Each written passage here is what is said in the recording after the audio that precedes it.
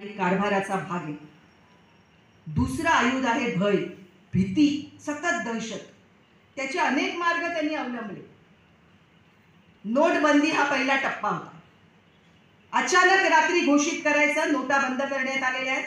त्याच्या पुढे लालूच दाखवायचं की सगळा नक्षलवाद संपणार आहे, दहशतवाद संपणार आहे, काळा पैसा परत येणार आहे, प्रत्येकाच्या बँकेत 15 लाख येणार आहेत, पण सगळे पैसे परत करा, 500च्या 1000च्या नोटा परत करा आणि त्याच्यामधून आता देशाच्या आर्थिक विकास पुढे जाणार आहे। अर्थव्यवस्थेचं कंबरडं मोडलं, कित्येक उद्योग कोसळले, दहशतीचं वातावरण किती दिवस आपण सगळ्यांनी नोटबंदीतून अनुभवलं। दुसरा टप्पा होता कोविड मधल्या लॉकडाऊनचा, तोही असाच रात्रीच घोषित करायचा। 8 वाजता येऊन पंतप्रधान सांगतात की आता लॉकडाऊन देश पूर्ण ठप्प होणार आहे, बंद होणार आहे। कामगार जागोजागी अडकले, उपासमार मोठ्या प्रमाणात। त्याला कंटाळून लाखो कामगार त्यानंतर एका महिन्यानंतर चालत आपापल्या गावी निघाले आणि त्यातून कित्येक बळी गेले। पण ब्र काढायची कोणाची हिंमत नाही। जीएसटीचं मॉडेल ज्या पद्धतीने लागलं, लव जिहाद, वोट जिहाद यासारख्या संकल्पना पुढे आणणं आणि सतत एक दहशतीचं, असुरक्षिततेचं धक्का देणारं आधारची सक्ती, असंच धोरणात्मक भाग। तुम्ही हे सगळ्याचा विचार करा की असुरक्षितता सतत कायम ठेवणं हा ही यांच्या कारभाराची दिशा।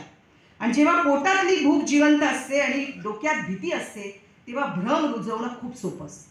आणि मग सगळे भ्रम रुजवायचे की आम्ही 2022 पर्यंत सर्वांना घरं देणार, दरवर्षी 2 कोटी रोजगार देणार, शिक्षणामध्ये आम्ही पुढे जाणार, आम्ही घरं सगळ्यांना बांधून देणार, घोषणाच घोषणा, घोषणांचा सुकाळ। पण त्या घोषणांमधून आजही सगळे टप्पे पार पडल्यानंतर काय झालं? नोटबंदीनंतर काहीही घडलं नाही तर मला चौकात उभं करून मला द्याल ती शिक्षा मी भोगील असं म्हणणारे नोटबंदीतून काहीच सिद्ध झालेलं नाही, फक्त अर्थव्यवस्था कोसळली। हे सिद्ध झाल्यानंतर सुद्धा कोणी बोलायचं धाडस करत नाही आणि भ्रम मात्र डोक्यात घातले जातात आणि भारत विश्वगुरू होणार आहे हा भ्रम तर सतत ठेवणं चालू। आणि देशभर एक गाणं वाजतंय सर्व सरकारी यंत्रणांमध्ये, जो तुमको हो पसंद वही बात करेंगे, तुम दिल को अगर रात कहो हम रात कहें। हे गाणं सगळ्या सरकारी यंत्रणांमध्ये सतत वाजते, जुनं फिल्मी गाणं आहे। माझ्या वयाच्या आणि माझ्यापेक्षा सिनियर सगळ्यांना हे गाणं माहिती आहे। तेव्हा हे गाणं आज व्यवस्थेचं गाणं बनलंय आणि कोणीही त्या विरोधात आवाज उठवण्याचं धाडस सरकारी यंत्रणेमध्ये करताना दिसत नाही। किरकोळ कुठे कुठे प्रमाण असेल पण त्यांचाही आवाज दाबलेला आहे।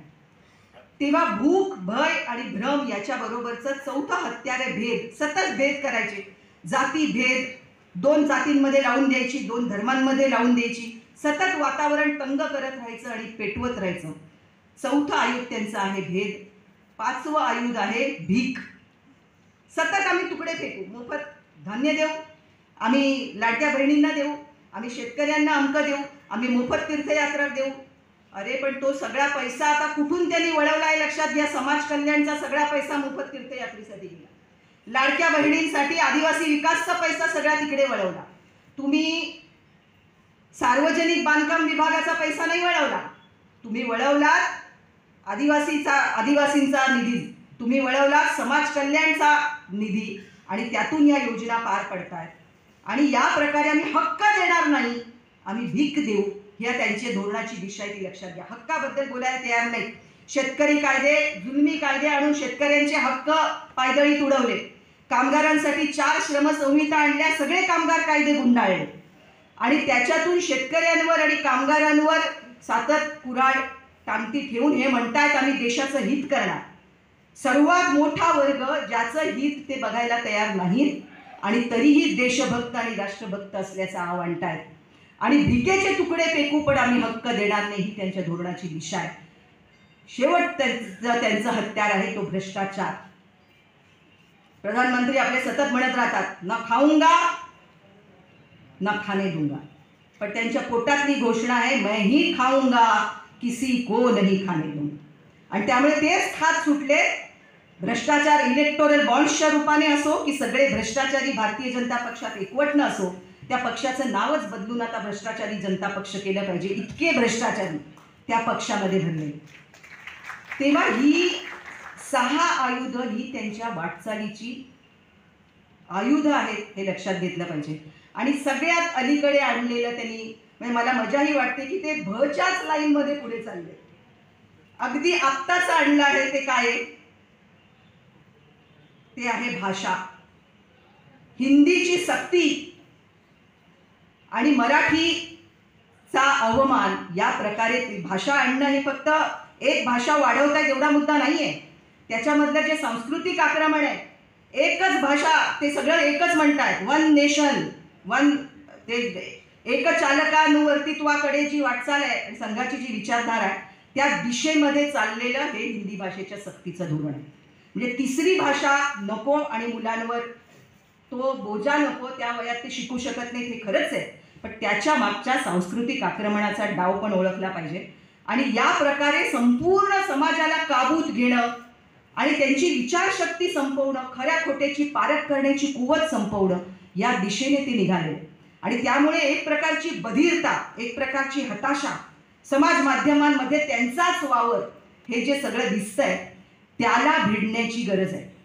पण लोकसभांमध्ये, लोकसभा निवडणुकीत जे घडलं, महाराष्ट्र आणि उत्तर प्रदेश या 2 राज्यांनी कमाल करून दाखवली आणि जी 400 पारची त्यांची मगरुरी होती ती 240 वर आणण्यामध्ये यशस्वी झाले, कारण महाराष्ट्राने आणि उत्तर प्रदेशने केलेली कामगिरी. हे लक्षात घ्यायला पाहिजे. महाराष्ट्राच्या भूमीमध्ये असं बरंच काही आहे आणि संविधान ते संपवणार याची घोषणा त्यांच्याच आमदारांनी केली होती. आपले मुख्यमंत्री काही म्हणत की हे फेक नॅरेटिव्ह होतं, पण हे तुमचेच आमदार बोलले होते की आम्ही संविधान बदलणार आणि आम्हाला मनुस्मृती पाहिजे. मनुस्मृती आणण्याची त्यांची सुरुवात झालेली आहे. शाळा बंद पडतायत, 18,000 शाळा बंद करणार, काल परवाचीच घोषणा आहे. या सगळ्या घोषणांमधून त्यांच्या सगळ्या कारभाराची दिशा स्पष्ट होते की पुन्हा एकदा त्यांना मनुस्मृतीकडे जाणाराच समाज इथे निर्माण करायचा आहे आणि संविधानावर आधारित असलेला हा देश लोकशाही वाटेने चालणार. त्यांना लोकशाही कधीच मान्य नव्हती, ते हुकुमशाहीच्या दिशेनेच वाटचाल करतायत. आणि त्याच्यातलं अगदी अलीकडचं पाऊल म्हणजे जनसुरक्षा विधेयक. काल परवाच ते विधानसभा विधान परिषद दोन्ही सभागृहांमध्ये मंजूर झालेलं आहे. आणि जनसुरक्षा विधेयकाच्या रूपाने त्याचं नाव असलं जनसुरक्षा, तरी खरी सुरक्षा ही त्यांना त्यांच्या स्वतःच्या सत्तेची करायची आहे. कारण लोकसभा निवडणुकीमध्ये महाराष्ट्रभर जे सामाजिक कार्यकर्ते उतरले, पत्रकार उतरले, वकील उतरले, जाणते नागरिक उतरले आणि संविधान वाचवायचं यासाठी जिद्दीने उतरले आणि जो धडा लोकसभा निवडणुकीत दिला त्यामध्ये उतरलेल्या सामाजिक कार्यकर्त्यांचा बंदोबस्त करण्यासाठी आणलेलं हे विधेयक आहे. नक्षलवाद संपवायचा म्हणून ते म्हणतायत, पण जर तुम्हाला नक्षलवाद संपवायचा आहे असा तुमचा उद्देश असेल तर त्या कायद्यात कुठेतरी व्याख्या करा ना की नक्षलवाद म्हणजे काय. नक्षलवाद म्हणजे कोण? एका शब्दाने त्या नक्षलवादाची व्याख्या नाही. आता ते बदलून त्यांनी असं म्हटलंय कडव्या डाव्या संघटना. आता त्याची तरी व्याख्या करा. कडवं कोण, डावं कोण, कोणत्या संघटनांना तुम्ही कडव्या डाव्या म्हणणार, त्याचीही व्याख्या, त्याचीही चर्चा त्या कायद्याच्या मसुद्यात नाही. त्याचं पसरट ठेवायचं जेणेकरून कायदा सुव्यवस्थेचा प्रश्न निर्माण करणारे, सार्वजनिक सामाजिक शांततेचा भंग करणारे असे जे जे कोणी असतील त्यांना आत टाकायला यांना मोकाट रान मिळेल असा हा कायदा आहे. आणि त्यामध्ये जे सहभागी होतील त्यांना काही लाखांचा दंड, 2 ते 7 वर्षापर्यंतची जेल, त्यांना जे मदत करतील, एखाद्या आंदोलनाला मदत केली आणि त्यांनी जर पैसे पाठवले तर त्यांना सुद्धा याच्यामध्ये गोवलं जाईल अशी सगळ्या तरतुदी. आणि सरकारला वाटलं की एखादी संघटना बेकायदेशीरपणे काम करते असं घोषित करणं आवश्यक आहे तर ते परस्पर तसं करतील. आणि त्यांनी जे नेमलेलं जे सल्लागार मंडळ आहे ज्याच्यात निवृत्त न्यायाधीश, वकील, जिल्हा न्यायाधीश वगैरे मंडळी असणार आहेत, त्याच्याकडे ते 6 महिन्यानंतर पाठवलं जाईल. आणि यातले सगळे गुन्हे हे अजामीन पात्र आहेत. म्हणजे एकदा आत तुम्ही गेलात तर जामीनही मिळणार नाही, त्याच्या विरुद्ध दाद मागण्याची सोय राहणार नाही. आणि हे जे सल्लागार मंडळ नेमतील ते अर्थातच त्यांचेच लोक असणार. त्यामुळे ते काय, म्हणजे आपण वरपासून खालपर्यंत बघतोय की जे गाणं मी मगाशी म्हटलं, जो तुमको हो पसंद वही बात करेंगे, असंच करणारं ते मंडळ असणार हे उघड आहे. आणि त्यामुळे सरकारच्या विरुद्ध ते जाणार नाहीत. सामाजिक कार्यकर्त्यांना जेरबंद करण्यात मात्र त्यांना यश येणार. त्यामुळे त्या कायद्याचा विरोध तर व्हायला पाहिजे, तो वेगवेगळ्या प्रकारे करण्याचा प्रयत्न आपण केला. 22 एप्रिलला महाराष्ट्रभर आंदोलन झालं. महाराष्ट्राच्या 36 जिल्ह्यात 78 ठिकाणी ते आंदोलन झालेलं आहे. त्यानंतर 30 जूनला मुंबईमध्ये जे आंदोलन झालं तेही प्रचंड मोठं झालं. आणि त्यांनी जी संयुक्त चिकित्सा समिती नेमली, त्या समितीकडे ज्या हरकती दाखल झाल्या आहेत त्या 13,000 हरकती दाखल झाल्या. कोणत्याही विधेयकावर आतापर्यंत इतक्या मोठ्या प्रमाणात हरकती दाखल झालेल्या नाही. पण या 13,000 हरकती दाखल झाल्या, त्यातल्या 9,500 हरकती असं म्हणतात की आम्हाला हा कायदाच नको, हे विधेयक मागे घ्या, हा कायदा रद्द करा. आणि तरीही समितीचे अध्यक्ष म्हणतात की आम्ही सगळ्यांचा विचार करून हे विधेयक बनवलेलं आहे. त्या संयुक्त चिकित्सा समितीमधल्या विरोधी पक्ष सदस्यांचं पण मतं त्यांनी विचारात घेतली नाही आणि अतिशय हुकुमशाही पद्धतीने आणि एक नाटक उभं करून आम्ही लोकशाही प्रक्रियेने राबवलं.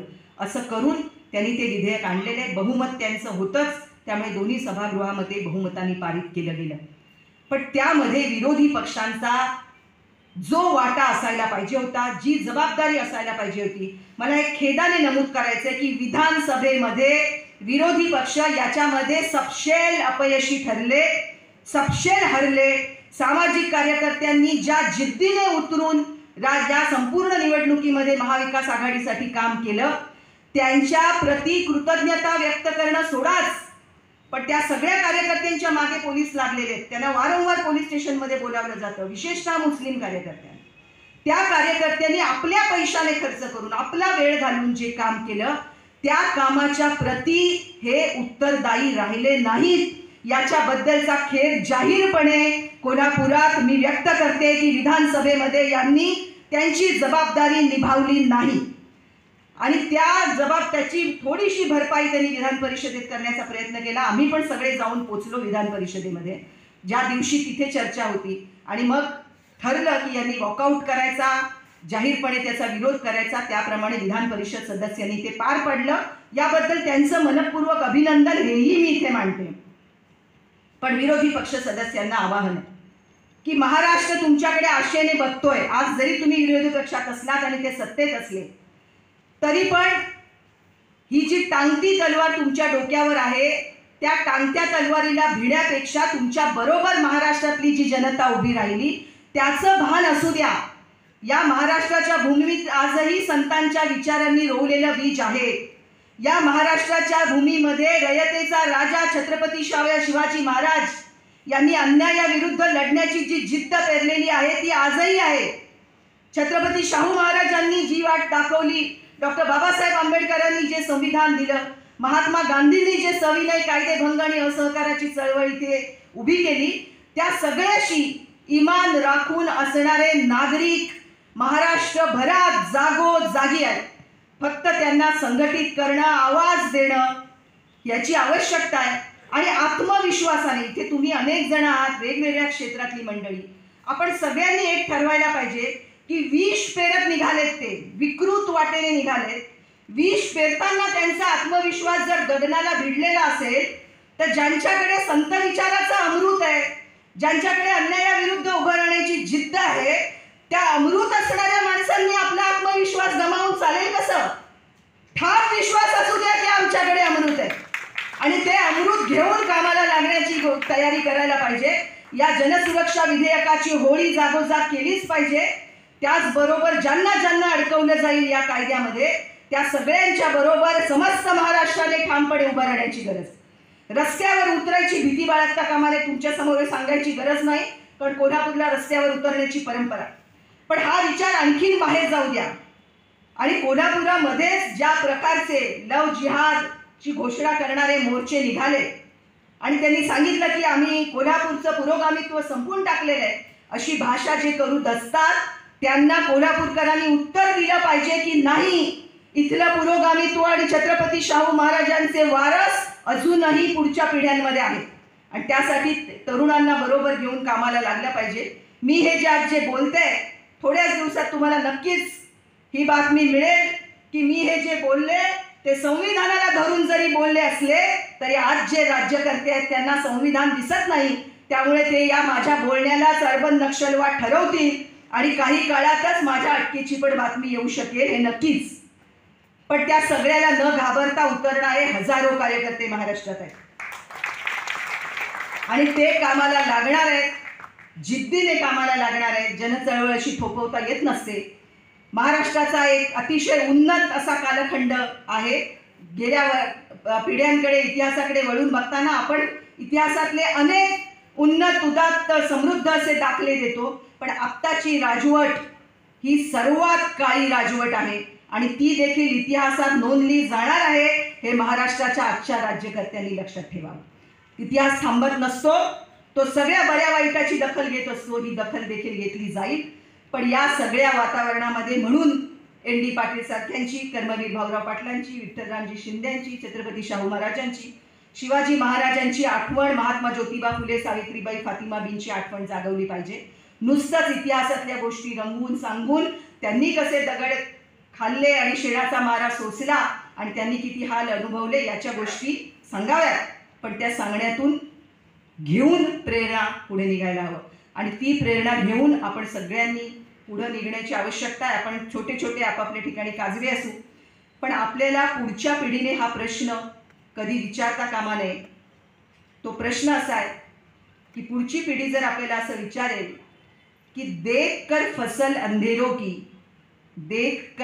अंधेरों की आप हैरत में क्यों हो, आपने अपने खेतों में उजाले के बीज बोए ही कहाँ थे. हा प्रश्न विचारायला नको असेल तर जे उजेडाचं बीज आपल्याकडे आहे, जे विचारांचं बीज आहे, ते घेऊन आपापल्या ताकदीनुसार कामाला लागण्याची आवश्यकता आहे.